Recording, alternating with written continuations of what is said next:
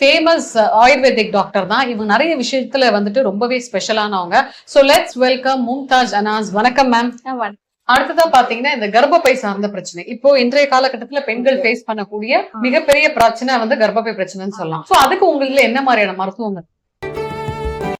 நீர்க்கட்டிகளுக்கு தான் மெயினா கலர்ச்சிக்காய் சூரணம் வந்து பாத்தீங்கன்னா 1 மண்டலம் சாப்பிடணும். அதாவது 1 மண்டலம் அப்படிங்கிறது 48 நாள்.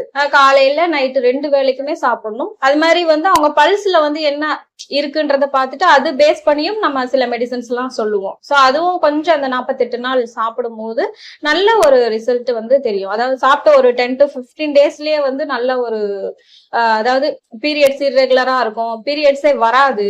சோ அந்த மாதிரி இருக்கிறவங்களுக்கு எல்லாம் வந்து இது சாப்பிடும் போது நல்லா பீரியட்ஸ் ஃப்ளோ வந்து நல்லா இருக்கும்.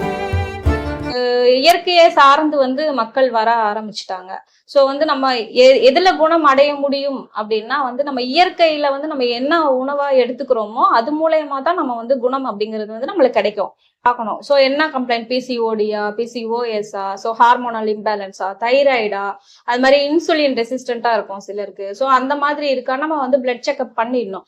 பண்ணிட்டு அது என்ன ரிப்போர்ட்ஸ் இருக்கோ அதுக்கு தகுந்தாப்புல நம்ம ட்ரீட்மெண்ட் கொடுப்போம். நம்ம தைராய்டுனா தைராய்டுக்குள்ள மருந்துகள் இருக்கு, இன்டர்னல் மெடிசன்ஸ் இருக்கு, அது கொடுப்போம். தைராய்டு கம்ப்ளைண்ட் உள்ளவங்களுக்கு நிறைய ஹேர் ஃபால் இருக்கும். அது மாதிரி ஹார்மோனல் இம்பேலன்ஸ் இருக்கிறவங்களுக்கும் வந்து ஹேர் ஃபால் எல்லாம் இருக்கும். அது மாதிரி வெயிட் கெயின் ஆகும் போது உணவுகள்லயும் மாற்றங்கள் கொண்டு வரணும். அதாவது இந்த உணவு சாப்பிடணும், இது சாப்பிடக்கூடாது அப்படின்னு இருக்கு. சோ அதெல்லாம் அவாய்ட் ஃபுட்ஸ் வந்து நம்ம கரெக்டா ஃபாலோ பண்ணிட்டோம் அப்படிங்கும் போது நல்ல ஒரு குணம் கிடைக்கும்.